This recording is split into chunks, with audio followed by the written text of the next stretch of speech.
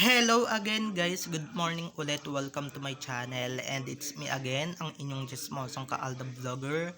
So gusto ko munang magpasalamat sa inyong lahat sa mga walang sawang tumatangkilik, nanonood, sumusuport at sumusubaybay ng aking mga content dito sa aking channel. So thank you so much for the love and support na binibigay ninyo, especially sa oras na nilalaan ninyo para manood dito sa channel ko. So, wag ninyong babaktawan o lalaktawan tong ating main topic ngayong araw. I'm sure na hindi ninyo pagsisisihan na pinanood nyo to mula umpisa hanggang hulihan. And syempre, wag kayo mag-i-skip ng segments, okay? So, eto na, dumako na tayo sa ating main topic for today's video. Totoo nga naman yung sinabi ni Meme Vice na na-threaten sila noon na maano na yung showtime, matanggal na sa ere, 'di ba, just because of Aldab. Parang kasalanan ng mga tao or kasalanan pag nanood ka ng showtime, 'di ba? Lahat nakatutok sa Aldab. Aminado naman tayo doon. So, ito na guys, watch this. Mamaya ipapaliwanag ko sa inyo ng buong buo. So, ito na guys, watch this. Ang ayokong maging plot twist yung sasabihin last day na ng showtime. Oh. Teka lang naman muna. For me, no. Hindi ko talaga carry yun. Hindi ko carry. Hindi ko alam kung paano ko yun i-deal with. Yung sasabihin na... Kasi nangyari na to sa amin dati eh. Yung ako talaga, yung hinanda ko na yung sarili ko na feeling ko talaga tatanggalin kami. Yung panahon ng Aldab. Yes. Prangkahan na, panahon ng Aldab, feeling ko wala nang nanonood ng showtime. Parang buong Pilipinas nakatutok sa Aldab. Tapos parang ang laking kasalanan pag fan ka ng showtime. Ang laking kasalanan pag nanonood ka ng showtime. Parang nag-aaway-aaway yung mga tao sa social media na parang hindi ka dapat nanonood ng showtime. Dapat lahat tayo nakatutok lang sa Aldab. Yung ganun. Tapos ang baba-baba na ng ratings ng showtime. Tapos ako, laban na laban pa din ako. Pero dumating ako sa punto na habang lumalaban ako, tinanggap ko na feeling ko anytime soon tatawagan ako ng management at sasabihin, we are canceling the show. Tanggap ko yon. Tapos, hindi nangyari. Hindi ginawa ng ABS-CBN, hindi ako nilaglag, hindi nilaglag yung show. Kaya sabi ko talaga, yun ang pinangahawakan ko eh. Magkamatayan na. Hindi ko iiwanan tong ABS-CBN ngayon. Kasi nung nangyari to sa buhay ko, hindi ako iniwanan ng ABS eh. Lahat kaming hosts, lahat kaming show, isama na natin yung direktor namin. Hindi yan iniwanan ng ABS nung mukha na kaming kawawa at halos patay na kami. Kaya ngayon na nangyayari to sa ABS, hindi rin kita iiwanan katulad ng hindi mo pang iiwan sa akin.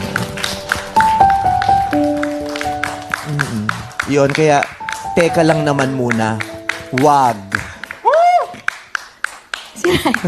Ang bigat naman ng plot twist mo. Ang daming involved.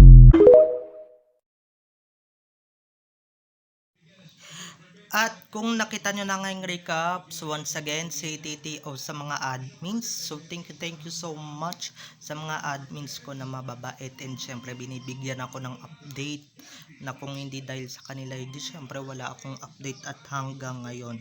Diba, nangangapa-ngapa pa ako sa mga sasabihin ko. So thank you so much sa inyong lahat. Kaya eto na, dumako na tayo sa ating main topic for today's video.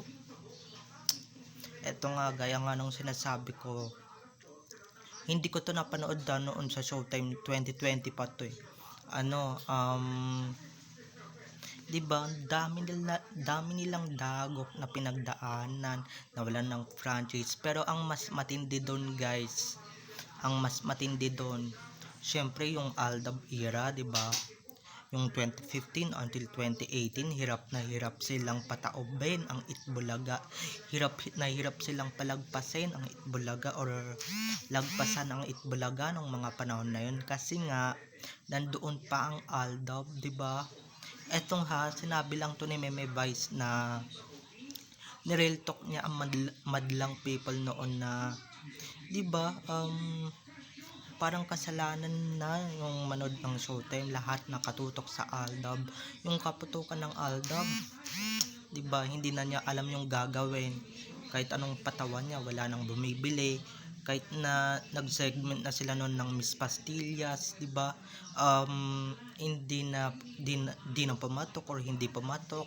Nandiyan na yung Jaden Elnela, yung Kathniel, yung Lizkin, dumalo sa anniversary nila, 6 years.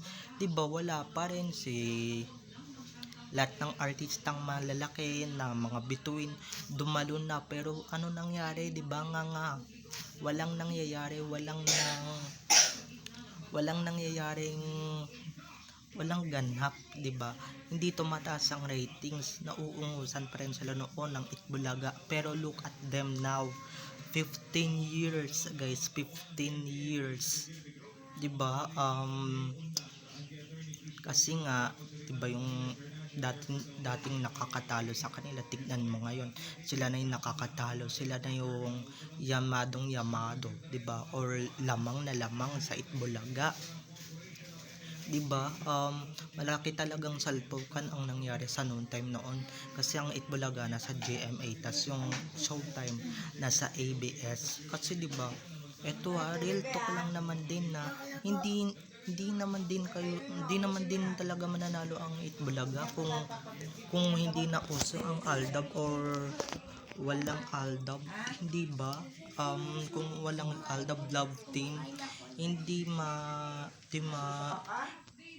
sila mananalo sa ratings. Lahat na yung mga host nila dati nagsisialisan na, maski nga yung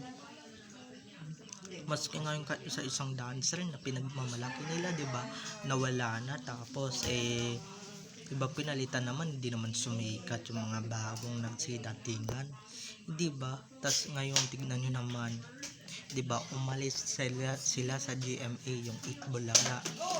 Tas yung GMA at ABS nagsanibwords at nagkaroon nga ng Showtime. Tignan nyo naman ang nangyari, 'di ba? Todo kabugs ang nangyari. Plus guys, binaboy nila yung Aldab. 'Di ba? Binaboy nila yung Aldab, kaya nawala yung Aldab sa Itbulaga. Ibabalik na sana yung Aldab sa Itbulaga, pero ano nangyari? Ano naganap? 'Di ba? Sila pa itong nag-aati-attitude na kaya na nila kahit walang Aldab, walang Alden and Main, walang ganito ganyan, 'di ba? Kami lang sapat na, kaya na ng powers namin, 'di ba? O nasan na ngayon yung pagyayabang nyo yan sa isang viewer noon, 'di ba? Huwag kasi kayo magsasalita ng tapos, 'di ba? Ito na nga, papayagan na sana ni babalik na sana ni Mr. Halusos, pero ano nangyari? Nag-walk out kayo, 'di ba? Babalik na sana ni Mr. Halusos yung Aldab, pero anong ginawa ninyo? Mga walang hiya kayo, 'di ba? Inano ninyo, dinedma ninyo, and syempre winock outan ninyo yung tao. Kaya yan yung nangyari. Kaya tignan ninyo yung nangyayari na ngayon sa show ninyo, kinakarma is real, 'di ba? Kahit anong gawin ninyong pagpapatawa dyan ngayon, kahit anong gawin ninyong dancing queen, mga Karen Eastrup, na kung sino-sino pa mang Poncio Pilato ang itapat nyo dyan, hindi na sisikat. At hindi na kayo makakabangon sa ratings, kahit na ano pang gawin ninyong segment, ano pang gawin ninyong pa-awa effect dyan, hindi na kayo mananalo, 'di ba? Kung hindi ninyo ginagaw at tinarantado yung Aldab, sorry guys sa words pero kung hindi ninyo winalangya yung Aldab, malamang sa alamang kayo pa rin ang panalo at kayo pa rin ang namamayani sa noontime show, hindi ba? Ito real talk lang din to, and syempre ano lang din to, real talk na totoo to, 'di ba?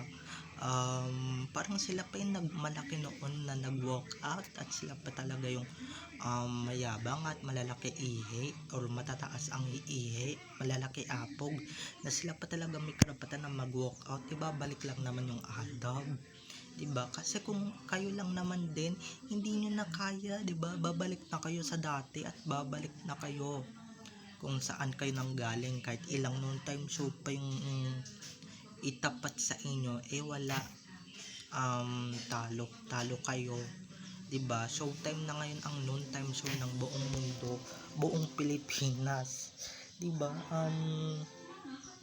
Tignan mo naman, 'di ba? Eto ang lungkot-lungkot ni Meme Vice nung sinasabi niya yun na baka mamaya kausapin na siya ng may-ari ng Kapamilya Network na 'di ba last show na niya or kakansilahin na yung showtime, 'di ba? Kakansilahin na yung programang minamahal niya, pero 'di ba nandiyan pa rin sila lumalaban. Tignan mo tong mga mayayabang na to, nasaan na kayo ngayon? Nasaan na yung mga pinagmamalaki ninyong artista or bago ninyong discovery? Ba't hanggang ngayon wala pa rin sumisikat o hindi pa rin sumisikat, di ba?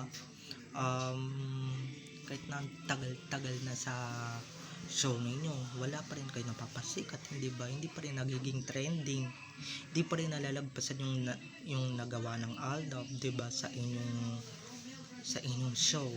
Walang ambag yung mga pinagagagawa ninyo, di ba? Aldab na lang kasi talagang solusyon sa inyo. Tinanggal nyo pa, and syempre binalanghiya nyo pa, di ba? Nasaan na kayo ngayon, di ba? Kawawa naman kayo, wala na kayong kapag-asa dito sa mundong to, and syempre dito sa noontime show, 'di ba? At bali-balita ko, patuloy pa rin bumababa ang ratings niyan. Talagang pagka talaga sigad talaga yung gumanti o yung gumalaw, ay nako, 'di ba? When karma is stuck talaga pagka may ginawa kang masama, 'di ba? Marami silang ginawang masama, hindi lang sa atin, kundi sa iba pang tao na wala namang kamuwang-muwang maski sa starlet noon, 'di ba? Sunod-sunod ang kamalasan. Kaya nako, speaking of nawawala na tayo sa topic, and syempre kasama pa rin sa topic yung pinag-uusapan natin na talk about karma and talk about issue ng mga kampo ng animalis dito sa social media. Kahit anong gawin ninyo, kahit na makadiscover pa kayo ng new love team dyan, ng new stars dyan, ng new phenomenal, hindi ninyo malalagpasan kung ano yung naranasan nyo nung era ng Aldab at nung era ng 2015, diba? Wala talaga diba? Nandun na nga may bida next, may singing queen. Ano nangyari? May Atasha. Ano nangyari? Nga hanggang ngayon, diba? Hindi pa rin sila nakakabangon, hindi pa rin sila nakakabangon sa ginawa nilang kahiyupan. Kaya yung nangyayari sa kanila na nalulugi, na bumababa ratings, deserve nila yan. And syempre deserve nila yan kahit na hindi gumanting Aldab pagka talaga sigad ang yung gumalaw. And syempre yung tignan niyo yung dating nasa ilalim na showtime, tignan niyo na ngayon ang taas-taas na, yung dating nasa ibabaw, diba? Yung dating nasa ibabaw na show, nasaan na? Wala nga, diba? Wala nangyari, walang may na-discover nga kayo, hindi nyo naman nagagamit, hindi nyo naman napapakinabangan, diba? Hindi naman sumisikat, diba? Hindi nyo naman pinupush. Baka mamaya pagka na ni Cobra, diba? Pag na ganun niya, baka mamaya, diba, maging popular and syempre maging sikat. Alam niyo naman yan, diba? Tirador yan ng mga sikat. So, or nang pasisikatin. Kaya umalis diyan noon si TJ dahil baka mamaya, diba, kung anong mangyari sa kanya diyan noon. Alam ko yung mga baho nilang yan. Kaya, diba, hindi katulad ng showtime. Lahat ng hosts malilinis, lahat ng host diba, lahat ng host malilinis ang pagkatao, hindi katulad ng ibang mga hosts dyan ng ibang noontime show, may tinatawong baho. So bye-bye na mga ka-ADN, I love you all. So don't forget to subscribe to my YouTube channel. And syempre, huwag ninyong kalimutan na i-click ang notification bell para sa ganon ma-notified kayo sa mga susunod ko pang i-upload ng mga videos. Okay, bye-bye na. I love you all. Enjoy watching. Bye-bye.